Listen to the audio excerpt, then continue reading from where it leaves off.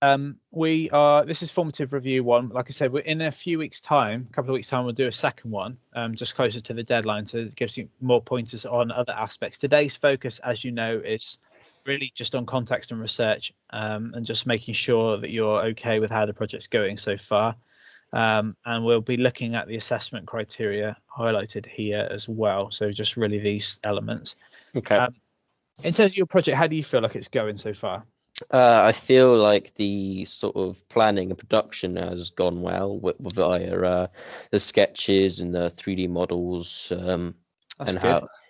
But I think my research, I've tried to put down what I've actually researched, but I haven't actually looked into the different sort of same style games, which I think I should. Yeah, that would be definitely something I would definitely recommend. Let's go if we skip back one step and just go to the homepage. Has your project proposal changed at all since your pitch? Is this accurate in here as to what you're making? Yes, so far I've done the character, and I've I think I may need to change a little bit about saying that I've added more rooms, but but the opening sequence is still the same. So right, cool. And so we've got this lab sort of setting. It's called Lone Wolf. It's a 3D environment, 3D lab setting. Yeah. Kind of what's the heavy inspiration mainly from this? Is it? Well, it's part of this thing called Death Room, where you go through different floors, killing like the monsters. Okay. Kind of thing. Yeah. Yeah. All right. And yeah, just a couple of things. So, like you said, if you're changing the amount of space or the size and scale of the space that you're making, then definitely update to say about that. You can put it as a blog entry on your planning page, on your research and planning, but just check for things like this, where it's instead of 3DS, it's pounds, just because it's on uppercase when you've done the 3 here. Yeah. So just I have changed it. Okay.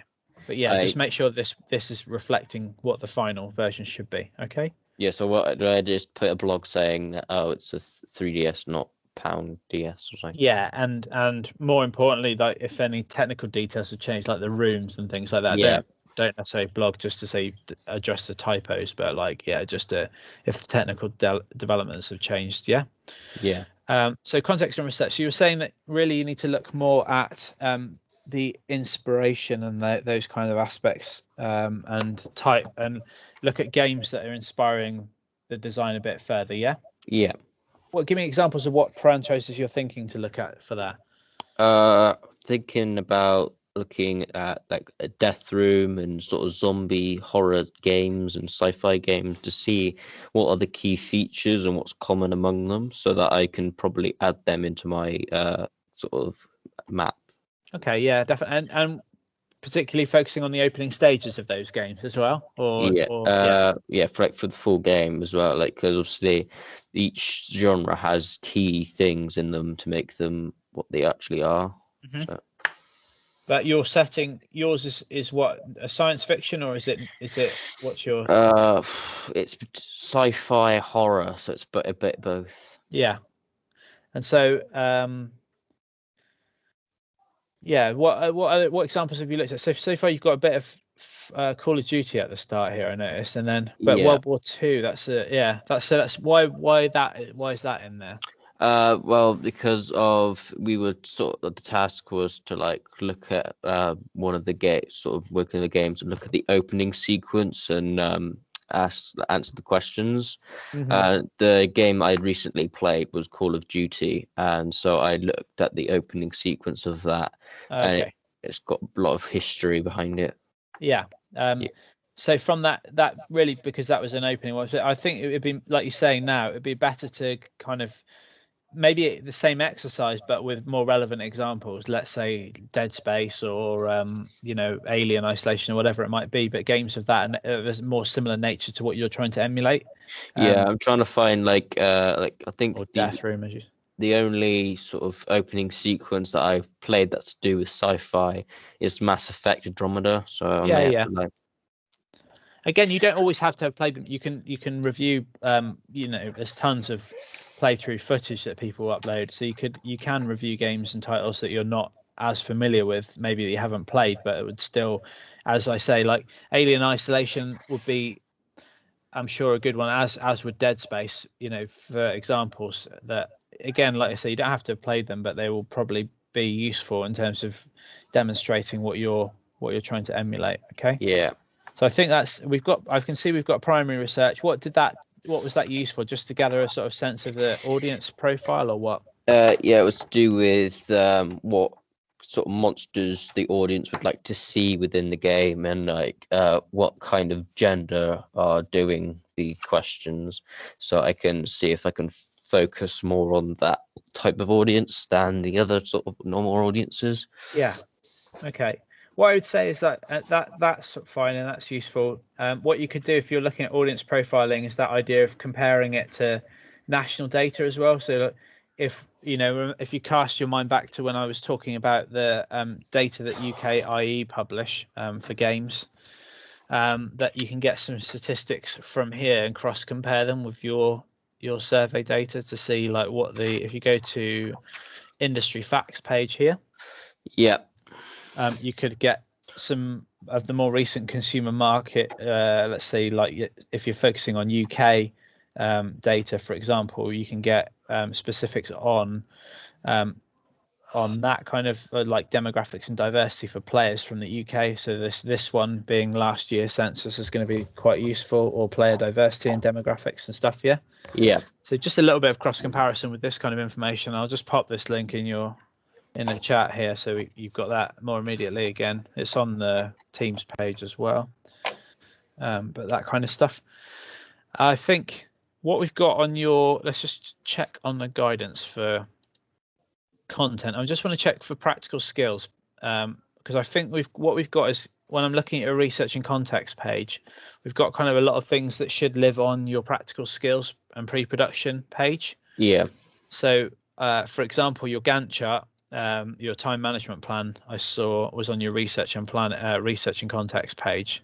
Yeah, I did, because we were told to put it on there, and then now it's saying like we put it on a different page, so I got confused and I don't know which one to put it on. Okay, yeah. So anything, if you think any of this is stuff that's to do with planning and you planning how to make something, anything to do with that, really pop that onto your planning page, okay, your production page. Yeah, because context, so the videos would have to go on the planning. these are technical. This is technical research. So this is informing your design work. So it is research, and I can see why you put that there, and that can stay there if you want it to. Okay. But if you've then gone on to follow that and make your own work that's been using that work, that inspiration, then it would make sense that if, for example, how to model that pipe and get it to look accurate, that you've then produced here, it would be a good idea to put the video next alongside that and put it there. Yeah, so you can double it up, but I would say as long as it's where it makes most sense to be. If it's near the work that you've then produced as a result of that, then that's fine. Okay, so the research and context stuff really should be just that kind of early research that's linking to, like you're talking about, the examples of games. It's like the type of environment that you're producing. When you go out and photograph to get assets or textures that are similar to this that you're trying to create here, that kind of stuff. Okay. Yeah. So like this audience survey stuff, perfect. That lives there. But and that equally the feedback from that, as does your pitch that you've got. I see your pitch here and your pitch feedback. That's fine to stay there. But yeah, Gantt chart, move that over. All this can stay. But I think what I definitely need to see, you're right in that this contextually, I think you've got research going on, and research, I would say, you're doing research that's useful and it's helping to inform what you're doing, which is perfect, and that's what we want. It needs to be relevant and useful, and that can continue. But in terms of the contextual side of things, the science fiction horror element is this page. Looking at this doesn't really scream that to me. Do you know what I mean? Yeah. Like, as an assessor coming in, I'm not going to go, right, I can read Cameron's proposal, he's going to do this sci-fi horror, then he's talking about Call of Duty, then I've got a mind map, then I've got some stuff about how to pitch. And really, as I go through here, am I getting anything that tells me that your stuff, when you're onions, when it comes to science fiction and or horror, or and I don't get that from this page. Do you know what I mean? So Yeah. this is where I need to see an abundance of information about deconstructions of things like Dead Space and Alien Isolation, and not necessarily just games, but sci-fi films, TV franchises, etc. Do you watch that kind of stuff? Do you have an interest in that beyond games? What, horror movies and stuff? Yeah, science Yeah. fiction, horror, sci-fi, Yeah. horror. I Yeah, do watch kind of horror films and sci-fi films. cool. So again, you'll have a lot of that you'll be in your subconscious will be filtering into your work and helping to inform it. And the decisions that I've seen you started to model, and you've been texturing your corridors with tiles and stuff like that. Again, all of that's probably coming from reference points like this broken tile, this, and the blood splatters and the checker plate and stuff. That's coming from probably your experiences of having watched or seen games and franchises that have this kind of materials and things. Yeah. But that's not being conveyed in your research. Okay, so that's the key thing to make it really clear. There's some really nice project management tools, and you're engaging with your website. It's clear that you're taking pride in what you're doing and blogging and updating it and trying to aim for a high grade, which is good. And these screenshots are really helpful to illustrate those points and things like that. But yeah, I think it's just really important that you do that groundwork in terms of getting across that understanding of the context of both science fiction and horror. And you can separate the two out. They don't need to be, like I was saying about Dead Space and Alien, they don't need to be just those franchises. You can look at science fiction, broader science fiction, let's say like Star Wars, and big titles like that, Star Trek and Mass Effect that you talked about, and those franchises, and then draw it back in, and then equally look at Psycho and look at The Shining and look at how they convey the genre and the style that they do through their visuals and through their lighting, etc. Okay. So I'd say, there's some really good work going on, and I think we're getting now. I can see you're really getting to grips with your environment. You're taking a lot of time and trying to make sure that it's as good as it can be. And I think all the details as you move into production, the things like the light sockets, the skirting board, these need to feel like environments that are lived in and used, and the details of making sure that the scale of the doors is right and the scale of the things are right in the scenes is vitally important. And you are taking pride in it, and you are you can see this sort of lighting that you fought with for a while to try and get it as accurate as possible. It's paying off. It looks really good. That kind of you've got that really sort of low level lighting, that ambient lighting.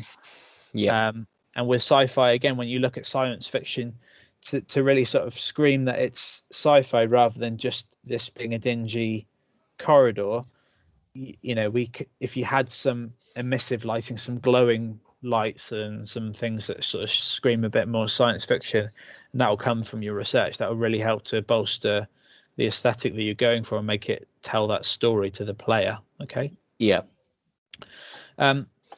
So I think that's the key thing next. So from now, go back, and I know you want to be getting on with making stuff, and you can definitely do that whilst you're in college. But the key thing is outside of college is to be using that time to attack and to develop your contextual understanding through research and analysis of films, games, franchises. I was going to do the research on the different types of the games, but I forgot the names of the horror games. So I just typed in zombie games, and of course, it was just showing me the fan art and stuff rather than the actual materials.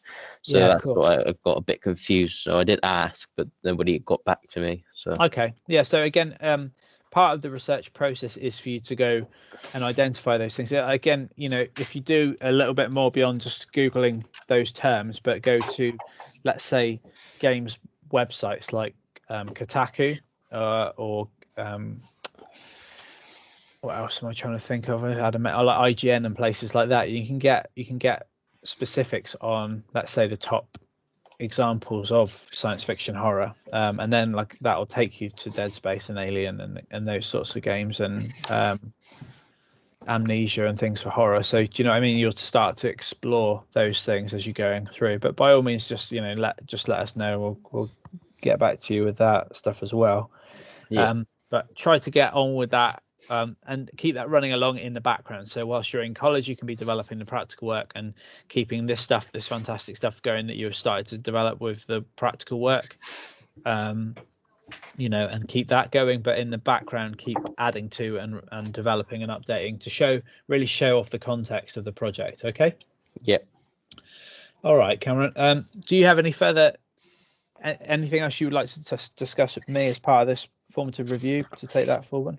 So far, what kind of level do you think I'm on with the research? And I think, as I say, I think at the moment, maybe research wise, but as you're starting to span into research and practical, you might be sort of moving more towards, thorough research. But again, the only thing is without the contextual research. I think the context side of things is not strong enough at the moment. So that would be bordering into the lower level of pass, because there's nothing there to really underpin it. As soon as you do the contextual research and bolster that up and keep that going with your practical research that you're doing, you will be pushing it up. You'll be pushing up beyond the pass. So that's what you need to be looking at doing. So okay. How would I reach distinction? Would that be just sort of again explaining it? It's that thing, like it says there, it's independently identified. So where you're saying, actually I can't, I forgot the name of the horror film and I just googled horror and thing, and then it's like then you come to a brick wall. It's like, well, problem solving to get around that and go, right, actually let's have a think and let's see, right, these are titles that because I have put in my Wix site so far that I've had problems, and to overcome this I've done this, that kind of thing. Yeah, that kind of, like, that narrative is important, and it's really important. What as an assessor we need to be able to look at is to come to your site, go, right, does Cameron really know what it is that makes a successful science fiction horror game? Has he done, do I get a sense that he's set out clearly to achieve that, and his research is really showing that it's helping to inform that work? So he's researched how to make these assets to look as realistic as possible. He's then gone and done this. The outcomes don't necessarily always have to be achieved, but it's just that you're exploring and constantly kind of going through the process to really engage with it and put in as much time as possible and really live and breathe this project, so that you're putting in every ounce of effort that you can into getting this to be where you want it to be. Do you know what I mean? So that you can, as someone coming to it, you can go, right, look, you really do get a sense that you understand what this type of game is and how it should look, and how how to model it, how to achieve those sort of aesthetics and that kind of visual in that work, and how that can then take that forward to the next level. So that's going to be the key thing to taking it to the next sort of stage, if you like, as it were. So for the distinction, I've got a sort of focus, get a lot of research, and it's also say how I could interpret it into my exactly. And so no research really to be done for the sake of it. Like you can focus on how you're going to use it, and exactly it's specific. And it's not to say that the stuff you did about Call of Duty World War II is irrelevant or is useless. It's less relevant, so it's not really serving its purpose in so much as if you analyze the opening stage of Dead Space, let's say. So at that point, then it becomes more useful. So if all your research is kind of feeding in and driving forward this project, then you're going to be pushing towards this comprehensive and independently identified level that is not there at the moment. Do you know what I mean? So that's where you need to be going, and you just need to be like, how many hours a week are you putting into this project beyond college at the moment, if you're honest? So far, I think it's outside of college, very minimal. That's the problem with me, because I'm getting a loose focus of it's tough, and don't get me wrong, it's like, everybody has it. It's being motivated to do things at home when you've got the temptations and the other things that you can be doing. Everybody has that battle, but the difference between, like, I've been doing this for a while now, and anyone that's getting into the pass level, right, pass at this level, you can achieve that or at level 3 by only working at when you're in college. Okay. Yeah. To get to the next levels, realistically, you can't. This is a level 3, the equivalent of A levels, which is a high demand, a high kind of work level to get to the merits and distinctions. So realistically, if you're not putting in the similar amount of time that you have in college outside, so if you're not doing a sort of 5-day week, as in realistically sort of 5 or 6 extra hours a day on for a couple of days a week that you're not in, then you're not going to get it beyond these levels. And at the moment, when I look at the site, it's not like at that level. If we look at whilst we're here, let's just do hang on a minute, a new tab. Let me just look at eStudy, and those examples on eStudy that you did as an early stage. Yeah. You looked at previous students. Have you blogged about that on your website, by the way? You're on your research page or not? And you I don't think you have. When you looked at like these examples of sites and graded them, or have you? I vaguely remember doing it, but can't remember now. I'm not sure. It'd be good, again, just go back and retrospectively add a blog to say that you did this, because if you look at this example 4, for example, as an example, when you look at the context and research page, if you look at the context page for this project, we've got a fair understanding in terms of, let's go to the research bit of it actually, and there's research blogs here as well. But if we look at this, we can not only do we scroll for a long time, but all of this research links into someone who's making a platformer game that is similar to Shovel Knight and other franchises, and it really showcases that. And then when we go to the research blogs, that we see the research. So would this be secondary research then? Yeah, a lot of this is secondary research, like where he's looking at screen resolution for the Switch, etc., and deconstructing that. It's the process of just blogging and researching and using research to drive the project forward is really abundant, and there's a lot of it going on. You can look at, because you've shared your URL with other people in the group as well. You can go to let's just show you. Let's go. So final project. This is on eStudy, which you can see. Yeah. You can see each other's sites. So, for example, Hugh, who has been putting in a lot of time outside of college, have you seen his yet, or are you aware of his project? Not yet. I thought he'd actually left college, to be honest. Okay, no, he sat like a couple of seats over from. Yeah. So unless you're maybe mixing him up with Ben has. So like if we look at Hugh's, we can paste that in and we can have a look at that. So this is someone who is putting in time outside of college, and then we can see if we go to his, and it is about quantity as well as quality, as I've said before. But if we go to his context and research page, he is doing a sci-fi game actually as well. But straight away we get the sense of the research that he's undertaken, informing the science fiction context that he's then emulating, making, and creating. So we see a lot of sci-fi reference. We see a lot of work that is relevant to the end product. Okay. And there's nothing stopping you looking at other people's to help you, to guide you in terms of like going, oh yeah, I haven't thought of that, maybe that's a good idea to try and look at that. So like, for example, he's come up with a logo, he's branded his project, he started to talk about asset production, there's screen grabs and renders and production blogs that are going on, that, and like really nice renders and lots of development detail. So you can start to see examples of how to get it to the next level if you look at other people's and cross compare a bit. Yep. That would be a good one to look at. All right.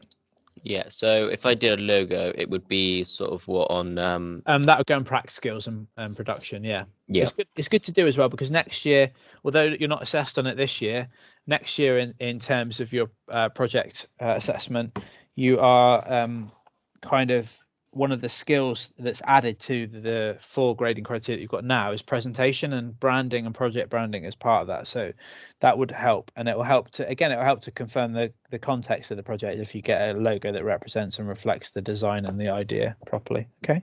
Yeah. All right, Cameron. So there's lots of positives there, but there's plenty to build on as well. There's more to be done. Okay, and I think starting the key thing is I know you don't have 3D Max and practical skills access, at home, but what you can do is you can blog and you can research and you can develop that page and get that to a really distinctive level by just putting in those few extra hours outside of college. All right. Yeah.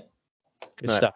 All right then. And at any point, if you want to just informally kind of update me and say like, can we have? I've added a bulk. Don't do it every time you add one thing, but once you've added a bunch of stuff, if you want myself or Owen to have a look at it, then by all means, send us a link and we can have a look and point you further out on to get it further along. Okay. All right. Perfect. All right. I'm going to stop recording and then I'll let you get on. All right. Thank you very much. Thank you. Cheers then. Bye. All right. Bye.